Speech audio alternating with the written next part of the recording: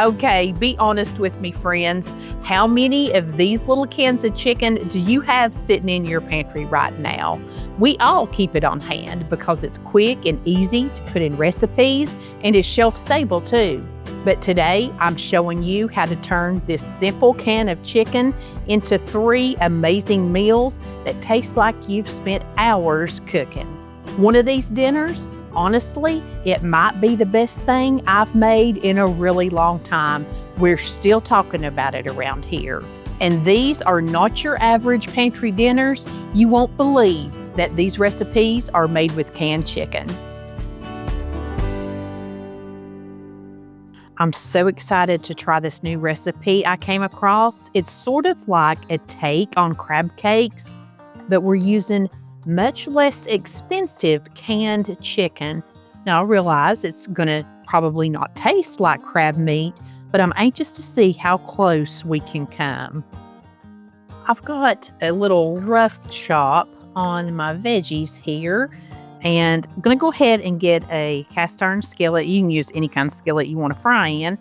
I'm going to go ahead and start getting it hot on about a medium heat, putting in a couple of tablespoons of oil. While that oil is heating up and my skillet's getting hot, I'm going to take red bell pepper, I've got a yellow bell pepper, and I've got 1 green onion laying here. And I'm going to dice these up in fairly small little pieces. And I just need about 1/4 cup of each of these. Have to be honest with you, this is one of those recipes that once upon a time I would have been afraid to try because it had quite a long list of ingredients to it. Now, I'm taking some liberties here and using kind of what I had on hand, leaving out a thing or two. But, I've come to find that a long list of ingredients in a recipe, you just can't let that overwhelm you. Just seeing it would make me be like, nope, I'm not making that. And honestly, if you just settle down, and I found this true for myself. I ain't ragging on nobody because I had to find this out for myself the hard way. If you just settle down and don't get overwhelmed and look at that long list of ingredients, 9 times out of 10, most of them are just seasonings or very simple things that you have on hand, like mayonnaise or sour cream or something like that. So don't be intimidated. Just give it a try. Now that my skillet's nice and hot, just going to put my peppers and my green onions right down in here. Spread them around just a little bit. Let's season them up with a little bit of salt and a little bit of black pepper. Just going to saute these up here just a few minutes until you just begin to see them starting to turn brown. Then let's put in about a teaspoon, maybe a little bit more, of some minced garlic. We're just going to stir that around and we're just going to cook it about a minute. Doesn't take garlic long to get fragrant. Friends, she smells even better than she looks. I'm going to sit this off the heat back here and let it cool down just a bit. While our peppers and onion are cooling up, we'll start on our chicken mixture. I have in a bowl here 2 12.5-ounce cans of canned cooked white chicken, and you drain it very, very well. You want all of the moisture drained off here. You don't want it to have any liquid in it. Of course, you can use chicken that you've cooked up on your own. If you don't want to use canned chicken, that's fine. And I have made crab cakes before, and I love them. But I was so shocked the last time that I went to get some lump crab meat, even in the can, it had just gotten so pricey. So when I saw this recipe, I thought, this will be an interesting one to try.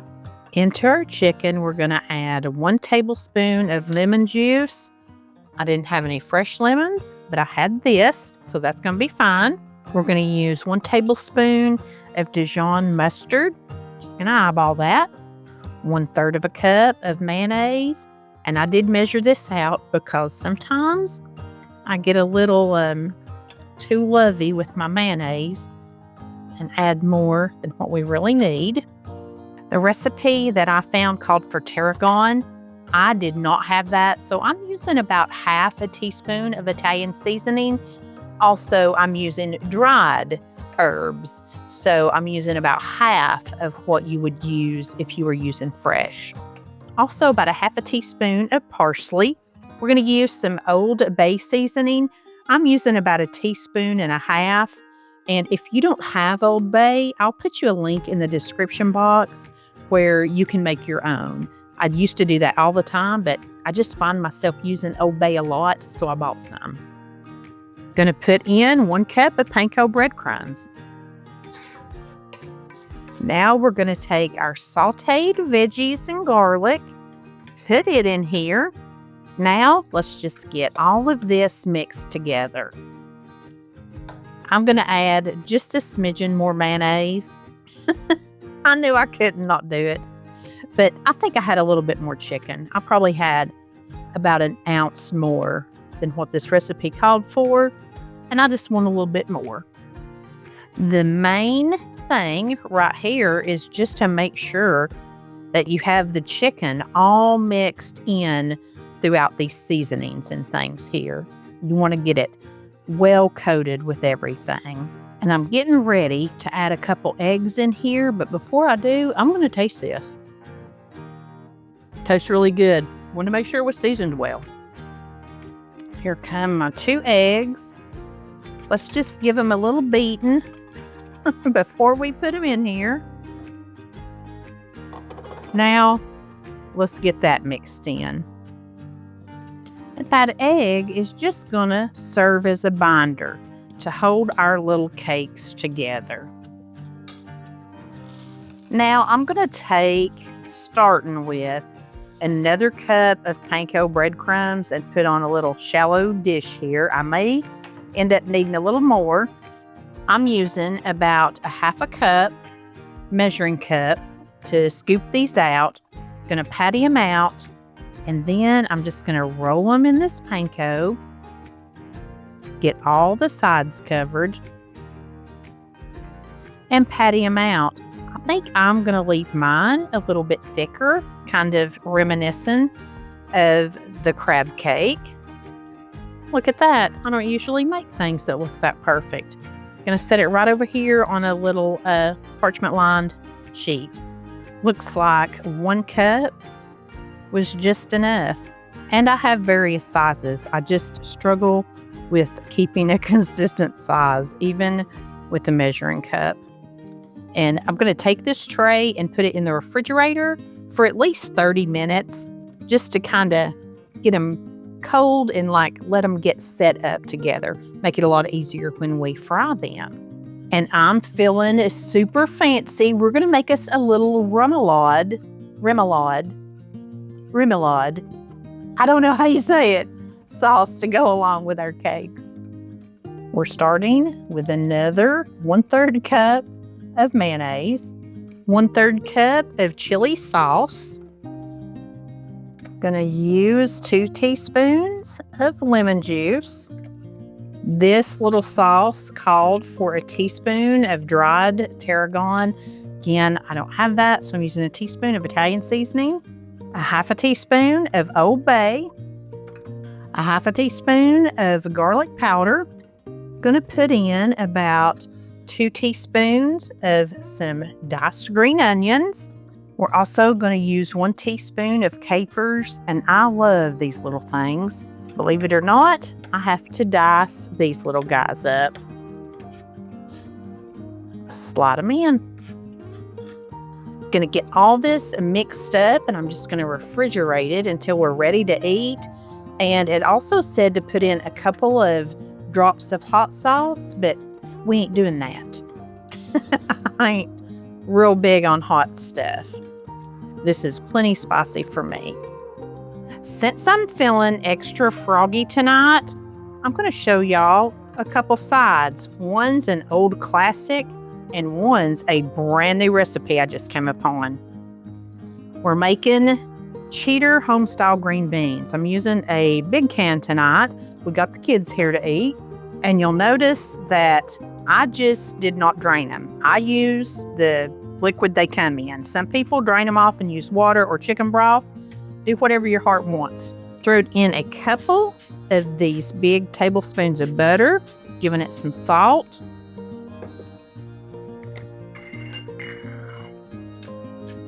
Pretty fair amount of black pepper.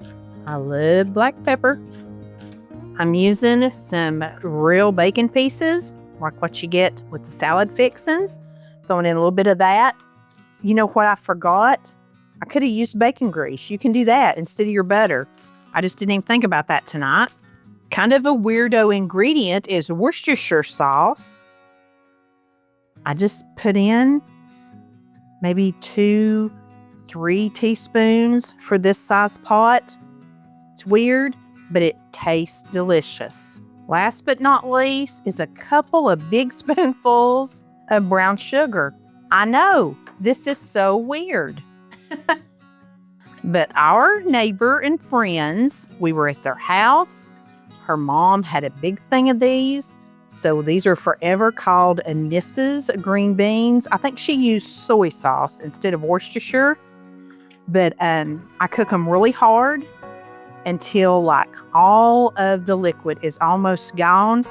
These are going to taste like they've been slow simmering in stuff all day long. And for those of you who don't know what I mean when I say I'm cooking them hard, this is cooking them hard. Just let them go. Don't touch them. Just keep letting them cook. Right about here's what I'm talking about. You can see most of that liquid's gone. So I've got them cut down to low now, and they can just sit here till we're ready to eat. Over here, I've got a big pot of boiling water. I'm just throwing in a little package of these frozen little tiny ears of corn. Gonna cook them about 10 or 15 minutes here. And this just ain't corn on the cob. We're gonna do something fun with this.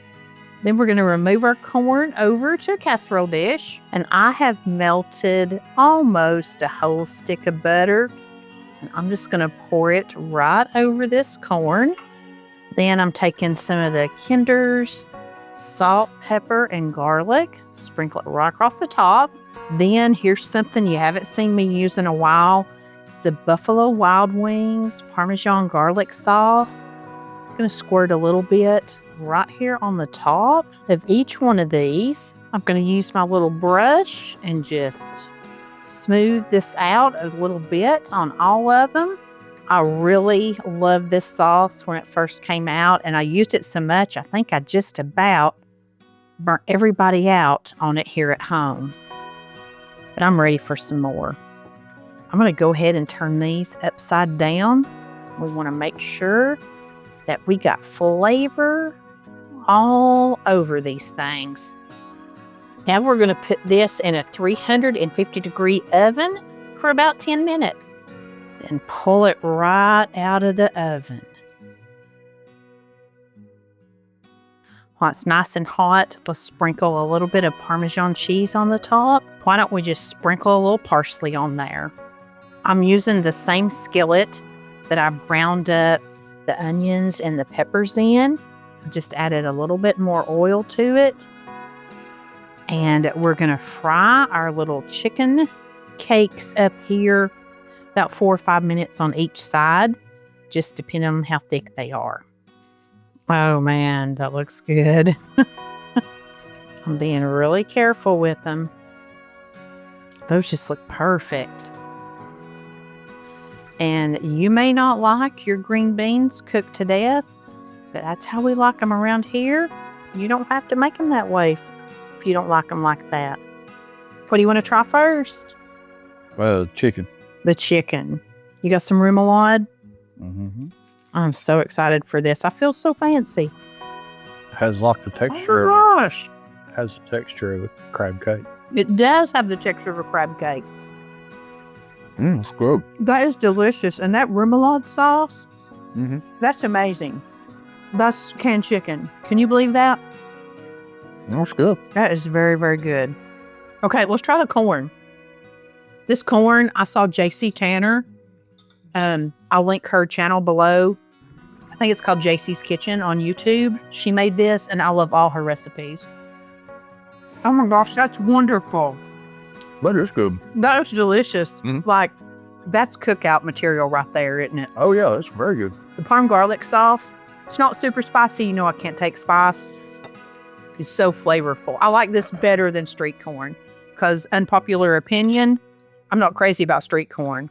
This, I'll say I like it. yeah, I can get on board with that. Y'all gonna love all these recipes. We couldn't stop talking about this meal. Even into the next night, Ryan was over here finishing up some things. He said if he ordered that meal in a restaurant, he would be so pleased and so tickled with what he ordered and that it was well worth what he paid.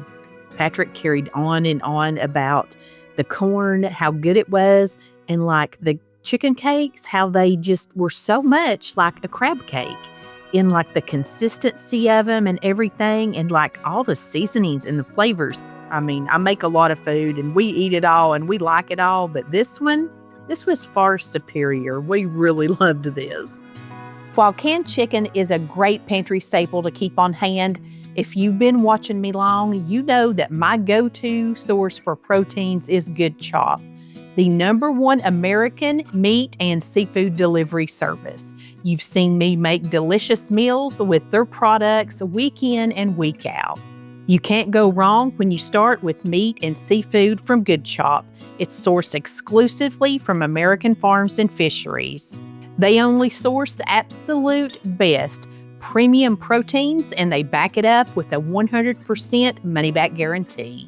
I've been ordering from Good Chop for well over 2 years now, and I keep my freezer stocked with the basics like organic chicken breast, grass-fed ground beef, steaks, bacon, wild-caught salmon, and Gulf shrimp, but they have over 100 items on the menu for you to choose from, including some new things like thick-cut ribeyes and porterhouse steaks, cowboy steaks, and even tomahawk steaks. You choose the plan that fits your size family, then customize your box with exactly the cuts you want. Then, best of all, it's delivered right to your door. Everything's vacuum sealed, it's been frozen at peak freshness, and it's ready for dinner when you are. The delivery dates are flexible, and you can pause the delivery or cancel anytime you need to. These are the best little shrimp. They're little Gulf shrimp. They come frozen. I get these from Good Chop. I've made these, gosh, probably 6 or 8 times for him, and they always turn out great. I hope I didn't overdo your shrimp. You know I'm not the greatest at cooking the shrimps. Looks perfect, bud. Oh, it is perfect. Good. Good. I've had nothing but exceptional taste, quality, and service from Good Chop, but get this, they haven't increased the price of their base plan in over 4 years. I appreciate that Good Chop is committed to offering their customers high quality at an affordable price. See why thousands have switched to Good Chop. Go to goodchop.com/YouTube and use code MommaMail50 or click the link in the caption below to get $50 off plus free shipping on your first box. Whether it's a quick weeknight dinner or a big family barbecue, Good Chop quality elevates every meal. Go to goodchop.com/YouTube, use code MommaMail50. That gets you $50 off plus free shipping on your first box. And thank you so much, Good Chop, for being a longtime supporter of my channel. You know it's going to be good when you see the bacon sitting out on the counter. We are going to make us a French bread pizza today. We're going to do it BLT style with a little bit of Alfredo twist. Let's get started. Let's start by preheating our oven to 425 degrees. While that oven's preheating, I'm just going to take a parchment sheet and put it on my baking sheet. I'm using 1 big loaf of French bread. I got this one at Kroger's. I didn't have any bread left in the freezer. And this is nice and wide. And I'm going to do my very best to take this serrated knife and split this right down the middle. pretty good for me. Pretty level. Pretty level for me, I guess. I've got just a jar of Alfredo sauce. You can use whatever. Got it. Whatever brand is your favorite. We're really just going to use about a cup of this.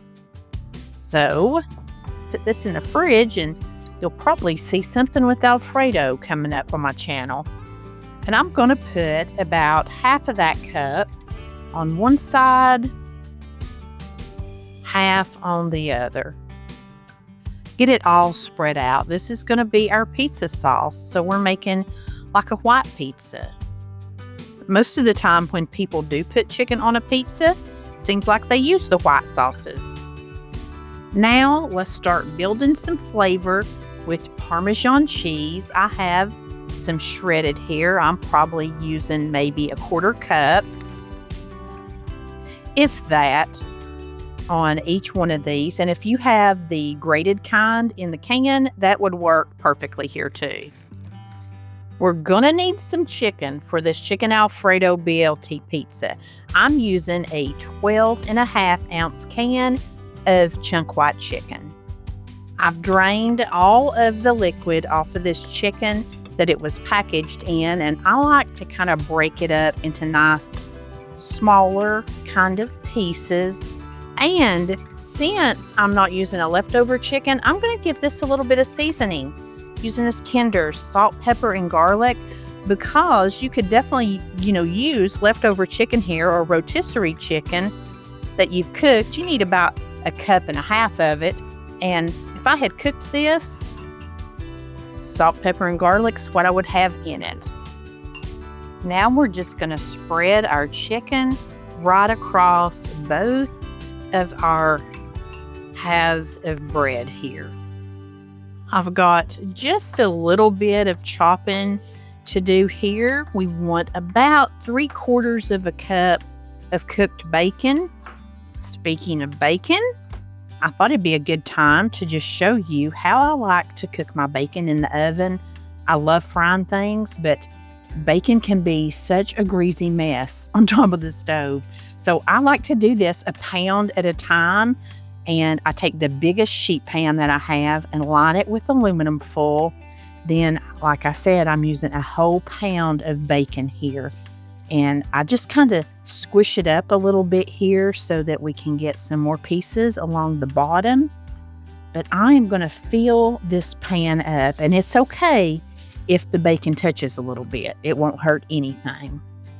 Then I put my tray of bacon in a cold oven, and I set it to about 400 to 420 degrees, and I let it cook from cold in there. Once it hits 400 degrees, I'll look at it, and then you do have to babysit it just a little bit. Now, if you're not picky, you may not have to do that, but I'm kind of persnickety with my bacon. I like it to be nice and crispy. So I'll actually pull it out and flip it over so that the back side can get a little more done on it. And your pans, grease is going to settle in certain places, so you got to kind of watch so that none of the edges of your bacon get burnt. Then when it's to my liking, I just put it over on a paper towel lined plate and let it drain off. And super easy cleanup. You can let your bacon grease solidify just a little bit and throw the whole thing away. Or you can save that liquid gold in the refrigerator in a little coffee cup like I do, and then just throw your aluminum foil away. And you got a whole pound of bacon ready for breakfast, sandwiches, recipes, whatever you need. Of course, you can use some of the pre-cooked bacon pieces if you'd like. I do that all the time in recipes. I'm also gonna finely chop up and shred up some baby spinach. Doesn't take much, probably 1/2 cup of this. I don't know whoever started putting spinach on pizza, but I love it. Patrick came in from outside earlier when I had just taken this bacon out of the oven, and he hit the door and I heard him say, "I know that smell." I said, No, you don't. You don't know that smell. So I had to get in here and get this made before he got to all the bacon. Who don't love bacon though? Who don't love it? Now sprinkle some of that spinach on, and my family, I really like it. I'm gonna go, I guess that's heavy. I don't know. I was trying not to go so heavy. But not everybody here loves it, but it's good for them. They need to be eating it. And you can use whatever you want on here. By all means, if you see something else that you'd like to put on here, like mushrooms or whatever, it's your pizza friends. Now we have our chicken Alfredo. We got the bacon, the lettuce, the spinach, now the tomatoes. And you saw right, I'm using canned tomatoes. I love these little peeled petite diced tomatoes. They're a lot prettier than when I try to cut them up this little. You just want to be sure that you drain them really well. And over here, let's do a few less. That's probably plenty. Now, you can't have a pizza without topping it with some good old shredded mozzarella cheese. Be generous here. I'm probably using 3/4 to a cup of cheese for each half of this. I like for my toppings to peek through a little bit, and they will, even though you've got it covered. They'll still peek through some. And I wouldn't be me if I didn't give them a little sprinkling of Italian seasoning right over the top. I want you to look at that. I'm going to put that in the 425-degree oven, and let's bake it for 15 minutes. I put mine under the broiler, maybe too long. It was just a minute, but I watched it really close because I love to get the cheese nice and brown on top of these. So yummy looking. I don't know what piece I want. I want to end. I'll try this one. You don't get as much on the end, but you get that crust, which I love. Okay, it's going to be messy. I've already got me a napkin. I could tell by cutting it that it's going to be messy.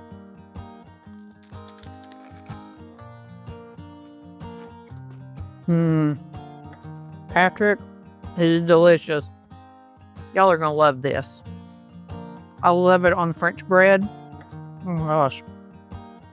The Alfredo is so good on this.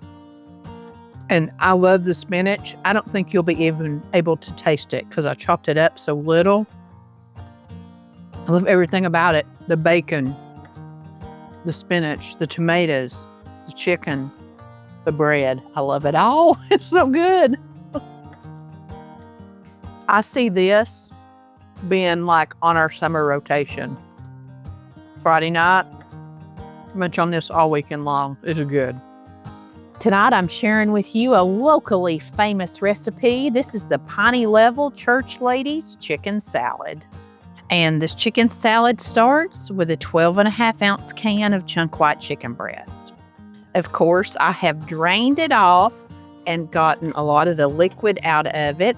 And of course, I like to take my spoon and chop up these great big pieces into little smaller pieces just to get started. Can't have a good old chicken salad without some mayonnaise. I'm going to start with about a 1/2 cup. You can always add more, but if you get too much, then you're just kind of stuck with it. Before I mix this up too much, I'm going to add a little bit of salt, crack in just a smidgen of black pepper, and something that I really like in my chicken salad is just a little bit of curry. And it just takes a very little bit, maybe 1/2 teaspoon, and it'll turn it a little bit yellow, but I love the flavor that it gives. I'm going to start with that amount right there. And let's just mix our mayonnaise and our chicken and our seasonings together. I think I'm going to put that last little dash I have left in there. I don't want it to turn it too yellow, and mine looked okay, but I really want to get that flavor in there.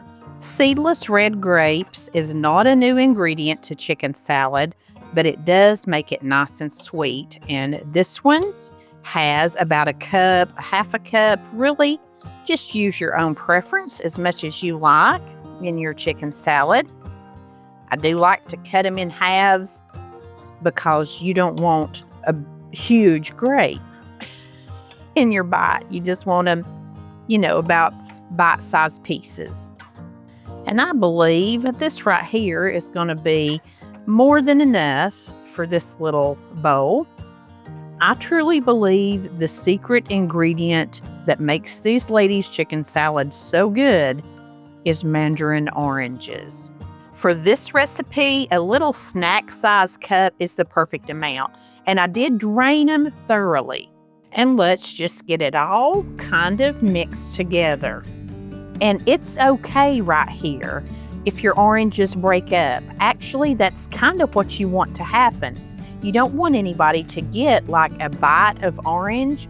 You want it to kind of just be in little bitty pieces, like maybe that size. It's kind of a little surprise when people taste it. They can't quite put their finger on what that sweet taste is. They know there's grapes, but it's like, what is the other ingredient in here that I'm tasting? You can also definitely throw in some pecans. I love pecans in a chicken salad, but I'm not doing that tonight. Now, the ladies at our church, they make this anytime we have like a little women's event or anything like that, and people are just so smitten with it. They love it. So it's kindly become a little running joke at church that it's the Pawnee Level ladies' famous chicken salad. They also make a really good egg salad. If you'd like to see their egg salad recipe, let me know down in the comments. Give this video a thumbs up and I'll share it with you.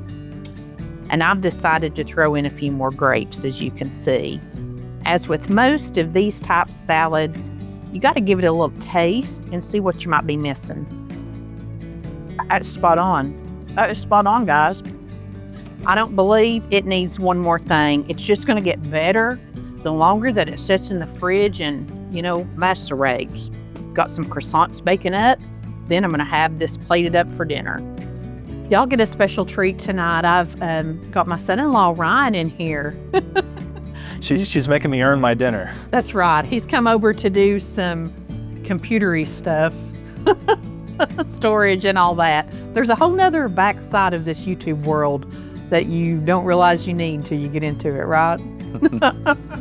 Yeah, you got lots of videos. I gotta go somewhere. That's right. All right. Let's see your croissant Not here. as pretty as yours. Well, that one's for the show plate. Let's see what you think, Ryan. See if I can get...